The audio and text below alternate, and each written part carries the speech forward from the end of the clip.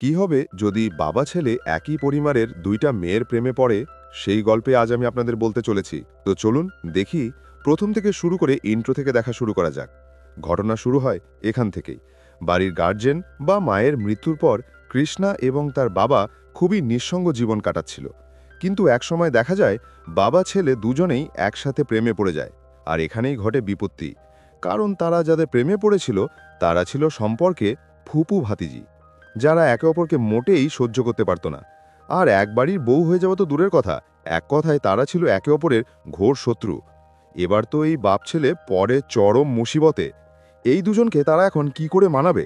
কি করে এই ফুবু ভাতিজির দ্বন্দ্ব মেটাবে? শেষমেশ এই বাপ ছেলের কি আদৌ বিয়ে করাটা হবে? চলুন সেটাই দেখে আসা যাক। আজকের গল্প মাজাগাতে।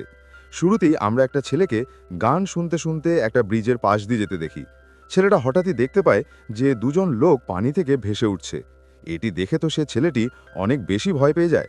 আর আমরা জানতে পারি তাদের মধ্যে একজনের নাম ছিল রমানা, আর আরেকজনের নাম কৃষ্ণা। তারা আসলে দুজন বাবা ছেলে। তাদের দেখে সব লোকজন মৃত মনে করে, আর সেখানকার লোকেরা দ্রুত পুলিশকে কল করে। পুলিশ তো সেখানে এসেই তাদের ভালোভাবে চেক করতে থাকে। আর তখন তারা বলে যে এরা তো মারা যায়নি, তারা আসলে মদ্যপান করে এভাবে পড়ে আছে। এরপর তো পুলিশরা তাদেরকে জাগায় এবং তাদের ধরে সোজা নিয়ে আসে থানায়।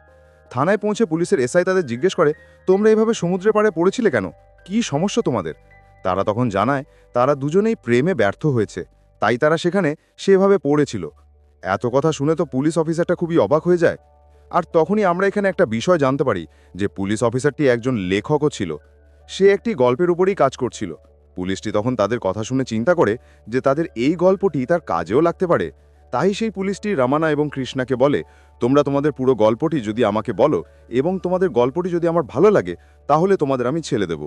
কিন্তু তোমাদের গল্প যদি আমার ভালো না লাগে তাহলে কিন্তু তোমাদের বিরুদ্ধে অন্য কোনো পেন্ডিং কেস চাপিয়ে দেব আর তোমাদেরকে জেলে পাঠিয়ে দেব। কিছুক্ষণ ভেবে এই শর্তে রামানা এবং কৃষ্ণা রাজি হয়ে যায়। প্রথমে তো রামানা গল্প বলতে যায়, কিন্তু সে ঠিকমতো বলতেই পারছিল না। তাই এরপর কৃষ্ণা তাদেরকে গল্পটি বলতে শুরু করে। এখান থেকে দৃশ্য চলে যায় ফ্ল্যাশব্যাকে। আসলে রামানার স্ত্রী মানে কৃষ্ণার মা কৃষ্ণাকে জন্ম দেওয়ার কয়েক মাস পরই মারা যায়। তখন থেকে রামানা কৃষ্ণাকে একাই কোলে পিঠে করে মানুষ করেছে। নিজের কথা সে চিন্তা করেনি। কৃষ্ণা বলে তার মা মারা যাওয়ার পর থেকেই তার বাবা প্রতিদিন দেরি করে বাড়ি আসতো, আর তাকেই প্রতিদিন খাবার বানাতে হতো। সে অন্যদের মাকে দেখে তার মাকে খুব মিস করত, কারণ সে তার মাকে কখনো দেখেইনি। তার মার ছবি দেখার জন্য সে তার বাবার কাছে প্রতিদিন বায়না করত, কিন্তু তার মার কোনো ছবি রামানার কাছে ছিল না। যাক, তো এভাবেই তাদের দিন চলতে থাকে। কিন্তু তখনও কৃষ্ণা তার মায়ের অভাব বোধ করত, মায়ের ভালোবাসা চাইত। কিন্তু রামানা তো কৃষ্ণার জন্য দ্বিতীয় বিয়েও করেনি। তার ধারণা ছিল যদি তার সৎমা কৃষ্ণাকে ভালো চোখে দেখতে না পারে তখন কি হবে? তখন তো কৃষ্ণাই কষ্ট পাবে। তাই সে বিয়ের কথা চিন্তাও করেনি। এ কারণে সে একাই কৃষ্ণাকে ছোট থেকে বন্ধুর মতো করে লালন পালন করেছে। তারা দুজনেই অনেক একা ছিল, কিন্তু তাদের সংসার অনেক ভালো চলছিল। বাবা ছেলে দুজনে মিলে আনন্দেই দিন কাটাতো। কিন্তু দেখা যায় তাদের বাসায় কোনো কাজের মেয়েও কাজ করতো না, কারণ তারা বাবা ছেলে একা ছিল। যা তো আমরা আরও জানতে পারি যে রামানা একটা ভিসা অফিসে কাজ করে, আর কৃষ্ণা 3 বছর আগে বিটেক শেষ করলেও অনেক চেষ্টা করার পরও এখনও পর্যন্ত কোনো চাকরি জোগাতে পারেনি। এখানে আমরা কৃষ্ণার ব্যাপারে আরও জানতে পারি কৃষ্ণার কোনো মেয়ে বন্ধুও ছিল না, কারণ সে মেয়েদের সাথে ভালোভাবে কথাই বলতে পারতো না। তাই সে সবসময় মেয়েদেরকে একটু এড়িয়েই চলতো। এ কারণে তার ছোটবেলা থেকে কোনো মেয়ে বন্ধুই হয়নি, আর এজন্য তার কোনো প্রেমিকাও আজ পর্যন্ত হয়নি। সে এখন পর্যন্ত সিঙ্গেলই ঘোরাফেরা করছে। তো কৃষ্ণা মনে মনে ভাবে সে এবার একটা ভালো মেয়েকে বিয়ে করে তাদের বাড়িতে নিয়ে আসবে, তাহলে তো তাদের পরিবারটাও পরিপূর্ণ হবে এবং সুখীও হবে। তাই সে এক পর্যায়ে গিয়ে সিদ্ধান্ত নেয় যে সে এবার বিয়ে করবে, এবং সে তার সিদ্ধান্ত তার বাবাকেও জানায়। তার কথা শুনে তো রামানা মনে করে, বাহ, এতদিনে তার ছেলে একটা ভালো সিদ্ধান্ত নিয়েছে। তাই সেও এবার তার ছেলে কৃষ্ণার জন্য মেয়ে খোঁজা শুরু করে। ছেলের জন্য সে একটা ভালো মেয়েকে খুঁজছিল, কিন্তু প্রত্যেকবারই দেখা যায় তার ছেলের প্রস্তাবটা বাতিল হয়ে যায়। কারণ সবাইরই একটাই কথা, সবাই বলে, তোমাদের বাড়িতে মেয়ে নেই তো, আমাদের মেয়ে যখন অসুস্থ থাকবে তখন তার দেখাশোনা কে করবে? বাচ্চা হতে গেলে তার খেয়াল কে রাখবে? আর বাচ্চা সামলাবেই বা কে? তাকে সাহায্যই বা কিভাবে করবে? তার মেয়েকে তো একা একাই সব কাজ করতে হবে, তাকে কেউ সাহায্য করেন নেই। তাই তারা তাদের কাছে মেয়ে দিতে চায় না। এসব কথা শুনে রামানা অনেক কষ্ট পেয়ে যায়। আর এইদিকে কৃষ্ণার বিয়ের প্রস্তাবও একটার পর আরেকটা বাতিল হতে থাকে। এসব দেখে তো রামানা বুঝতেই পারছিল না যে সে এখন কি করবে, তার ছেলেকে এবার কিভাবে বিয়ে দেবে। তাই সে এক পর্যায়ে তার একজন বন্ধুর সাথেই সবকিছু শেয়ার করে এবং তার থেকে সাহায্য চায় যে সে কিভাবে তার ছেলেকে বিয়ে দেবে। তার বন্ধুও তখন এই সব কিছু বেশ মনোযোগ দিয়ে শোনে, আর এরপর বলে যে এবার যেন রামানা না বিয়ে করে নেয়। সেই বিয়ে করলেই তার ছেলের জন্য বউ খুঁজতে আর দেরি হবে না, তাকে বিয়ে করাতে কোনো সমস্যা থাকবে না, সবাই তখন তাদের কাছে মেয়ে দিতে চাইবে। কিন্তু তার এই কথাটা রমানা তেমন গুরুত্বই দেয় না, আর সেখান থেকে চুপচাপ চলে যায়।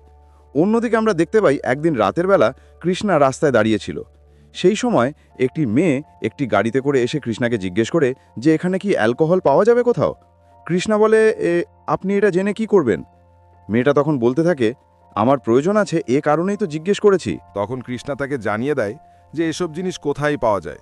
পরবর্তীতে আমরা দেখতে পাই কৃষ্ণা একটা ব্রিজে দাঁড়িয়ে মদ পান করছিল। সেই সময় পুলিশরা সেখানে আসে আর তাকে সাথে সাথে ধরে ফেলে। পুলিশটা যখন তাকে থানায় নিয়ে যাবে বলে গাড়িতে উঠতে বলে, তখনই সে পুলিশের গাড়িতে সেই মেয়েটিকে দেখতে পায় যাকে সে একটু আগেই সে অ্যালকোহল কোথায় পাওয়া যায় তার অ্যাড্রেস দিয়েছিল। তাকে দেখেই তো কৃষ্ণা হাসতে হাসতে গাড়িতে উঠে পড়ে। আর আমরা জানতে পারি এই মেয়েটির নাম হলো মীরা। আসলে মীরাকেও পুলিশের লোকেরা গ্রেফতার করেছিল, আর তাকেও কৃষ্ণার সাথে থানায় নিয়ে যাচ্ছিল। থানায় পৌঁছেই কৃষ্ণা মীরার সাথে কথা বলা শুরু করে, আর সে মীরাকে জিজ্ঞেস করে যে সে কতটুকু মদ পান করেছে। মীরা জানায় সে তো বোতলের মুখই খুলতে পারেনি, আর সে আজই প্রথমবার মদ খাওয়ার চেষ্টা করেছিল, আর আজই পুলিশ তাকে ধরে নিল।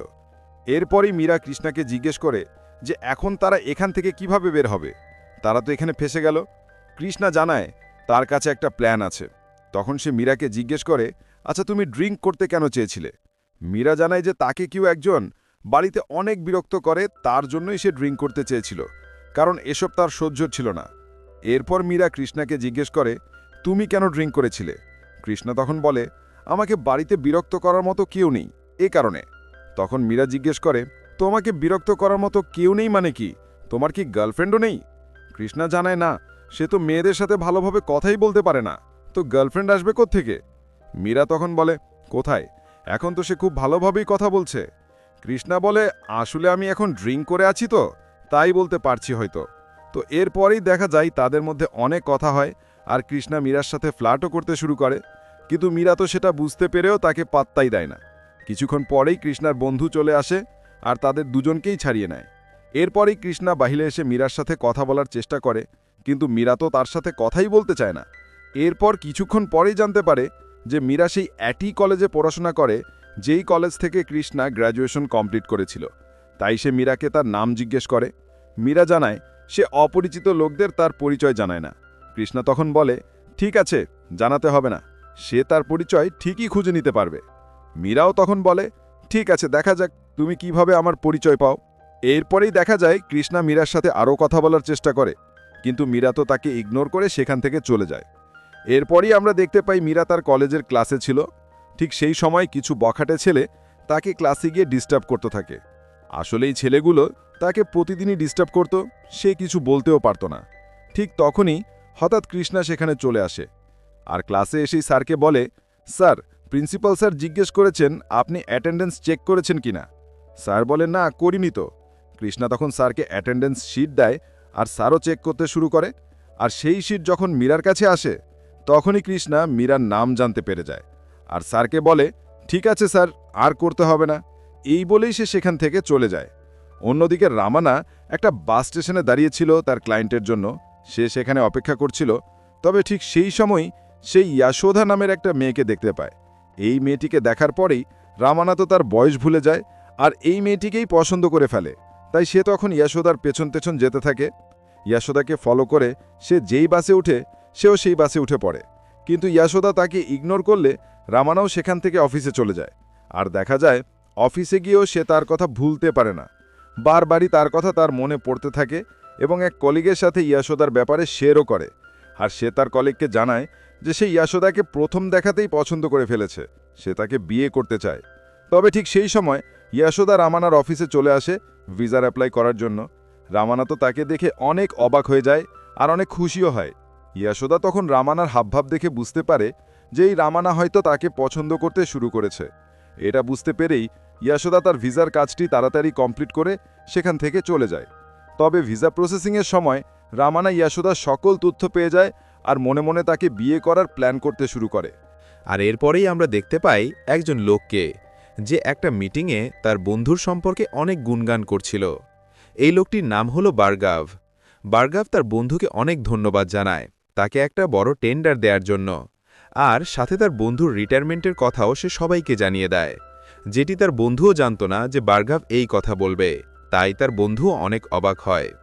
পরবর্তীতে দেখা যায় বার্গাভ সেই মিটিং থেকে বের হয়ে একজন গুন্ডাকে কল করে আর বলে তার সেই বন্ধুর 2টি পাই ভেঙে দিতে।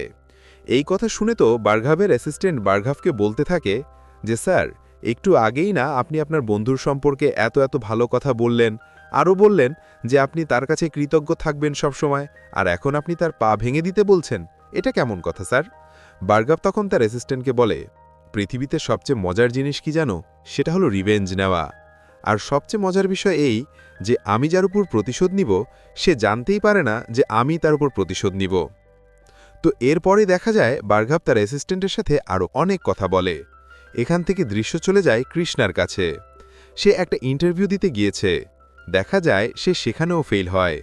তার বাবা তো সেই সময় অফিসের সবাইকে মিষ্টি খাওয়াচ্ছিল। সে তো ভাবে তার ছেলে হয়তো এবার চাকরিটা পেয়েই যাবে।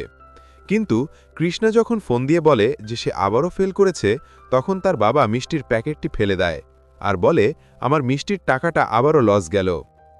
এরপরে কৃষ্ণা তার বন্ধুকে কল করে এবং তার থেকে জানতে পারে মীরা একটা বাসে করে কলেজে যাচ্ছে। এটা জানতে পেরেই কৃষ্ণা তাড়াতাড়ি গিয়ে সেই বাসটি ধরে এবং মীরার পাশে গিয়ে বসে পড়ে। মীরা একটু রেগেই ছিল কৃষ্ণার উপর, কারণ কৃষ্ণা যে মীরার কলেজে গিয়ে তার সম্পর্কে সবার সামনে স্যারের থেকে ইনফরমেশন জানতে চেয়েছে, এটা মীরার একদমই পছন্দ হয়নি। কৃষ্ণা তখন মীরাকে বলে, দেখো, আমি তো তোমার সম্পর্কে আরও অনেক কিছুই জানি। মীরা তখন বলে, শুধুমাত্র একটা মানুষের নাম জানলেই সব জানা হয়ে যায় না। সেই সময় কৃষ্ণা মীরাকে বলে সে তার নাম্বারও জানে, কিন্তু সে চায় না সে মীরাকে আগে কল করুক। কৃষ্ণা চায় মীরাই তাকে প্রথমে কল করুক। এই কথা শুনেই তো মীরা কৃষ্ণাকে সতর্ক করে আর বলে, আমার পেছনে ঘোরাঘুরি বন্ধ করো। এটা বলেই সে রাগ করে বাস থেকে নেমে সেখান থেকে চলে যায়। সেই সময় আমরা সেই বখাটে ছিলগুলোকে দেখতে পাই, যারা মীরাকে ডিস্টার্ব করত। আর তাদের মধ্যে একজন মীরাকে পছন্দও করত, যার নাম রাজেশ। সেই বখাটে ছেলেগুলো তখন কৃষ্ণাকে ঘিরে ধরে আর বেশ হুমকি ধামকি দিতে শুরু করে। রাজেশ তখন কৃষ্ণাকে বলে, মীরার কাছ থেকে অনেক দূরে থাকো, না হলে কিন্তু অনেক খারাপ হয়ে যাবে বলে দিচ্ছি। কৃষ্ণা তো এটা শুনেই হেসে দেয় আর রাজেশকে বলে, দেখো ভাই, আমরা দুজনেই একই ধরনের। যদি মীরা তোমাকে পছন্দ করে আমি ওর পেছন ছেড়ে দিব, আর যদিও তোমাকে পছন্দ না করে তাহলে তুমিও আমাকে কোনোভাবেই থামাতে পারবে না। এটি বলেই সে সেখান থেকে চলে যেতে নেয়। কিন্তু তখনই রাজেশের ছেলেরা তাকে আটকায় আর কৃষ্ণা তাদের কয়েকজনকে মেরে সেখান থেকে চলে যায়। এরপর থেকেই কৃষ্ণা মীরাকে বিভিন্নভাবে ইমপ্রেস করার চেষ্টা শুরু করে, আর একইভাবে অন্যদিকে রামানাও ইয়াশোধাকে ইমপ্রেস করার চেষ্টা করে। রামানা ইয়াশোধাকে বাসেও ফলো করে, তার সাথে বিভিন্নভাবে কথা বলার চেষ্টা করে। এরপরই আমাদের বর্তমানে আনা হয়। এসআই জিজ্ঞেস করে, তারপর কি হয়েছিল? এরপর কৃষ্ণা আবার বলতে শুরু করে, আর দেখা যায় রামানা শেষমেশ ইয়াশোধার সাথে কথা বলে এবং জানতে পারে সে ইউএসএ চলে যাবে, তার ভিসা কনফার্ম হয়ে গেছে। এটা শুনে রামানা তাকে জিজ্ঞেস করে তার পরিবারের আর কে কে যাবে। ইয়াশোধা বলে, কেউ না, সে একাই যাবে। রামানা তখন তাকে জিজ্ঞেস করে, তখনই ইয়াশোধা বলে যে সে সিঙ্গেল, সে এখনও বিয়ে করেনি। এটা শুনে তো রামানা অনেক খুশি হয়ে যায়। এরপর রামানাও তার সম্পর্কে ইয়াশোধাকে বলে যে সেও একা। এটা শুনেই ইয়াশোধা অনেক ইমোশনাল হয়ে পড়ে আর কাঁদতে শুরু করে। ইয়াশোধাকে এভাবে কান্না করতে দেখে তো রামানা ভয় পেয়ে যায়, তাই সে তখনই সেখান থেকে চলে যায়। তো সে যাওয়ার পরপরই সেখানে কৃষ্ণা আসে, কারণ কৃষ্ণাকে রামানাই সেখানে আসতে বলেছিল। কৃষ্ণা এসেই ইয়াশোধাকে দেখে জিজ্ঞেস করে, কি হলো, কোনো সমস্যা হয়েছে কি আপনার? ইয়াশোধা ভাই, না, কোনো সমস্যা নেই। এরপরে কৃষ্ণা সেখান থেকে তার বাড়িতে চলে যায়। বাড়িতে যাওয়ার পরেই তার বাবার সাথে তার কিছু কথা কাটাকাটি হয়।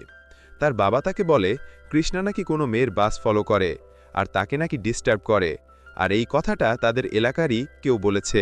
রামানা তখন কৃষ্ণাকে বলে সে তার বয়সে কখনোই কোনো মেয়েকে ডিস্টার্ব করেনি। এইসব কথা তারা বাবা ছেলে বলতে বলতেই তখনই সেখানেই ইয়াশোদা চলে আসে। ইয়াশোদাকে দেখেই কৃষ্ণা বলে, আপনি তো বললেন আপনার সাহায্য লাগবে না, তাহলে এখন আপনি আমাদের বাড়িতে যে? ইয়াশোদা তখন জিজ্ঞেস করে, এটা তোমার বাড়ি? আর রামানা?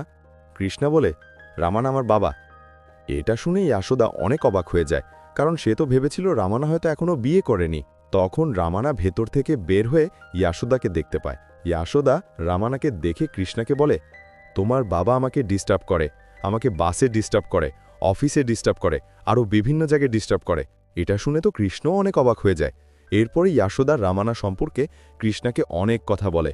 এগুলো বলেই সে সেখান থেকে রেগে চলে যায়। তো এরপর কৃষ্ণা তার বাবাকে খুঁজতে শুরু করে। এক পর্যায়ে তার বাবাকে সে একটা রুলে পায় আর বলতে থাকে, কে যেন বলেছিল সে কখনো কোনো মেয়েকে ডিস্টার্ব করেনি। তো এইসব নিয়ে তাদের বাবা ছেলের মধ্যে অনেক কথা হয়। সেই দিনই আমরা দেখি রামানা তার বন্ধুর সাথে আলোচনা করতে থাকে যে সে কীভাবেই ইয়াশোদার রাগ ভাঙাবে, কারণ সে তো তাকে বলেছিল সে সিঙ্গল, আর এখন তো সে জানতে পারল যে না, তার একটা ছেলেও আছে। রামানাকে তখন তার বন্ধু বলে ইয়াশোদাকে তার মনের কথা চিঠিতে লিখে দিতে।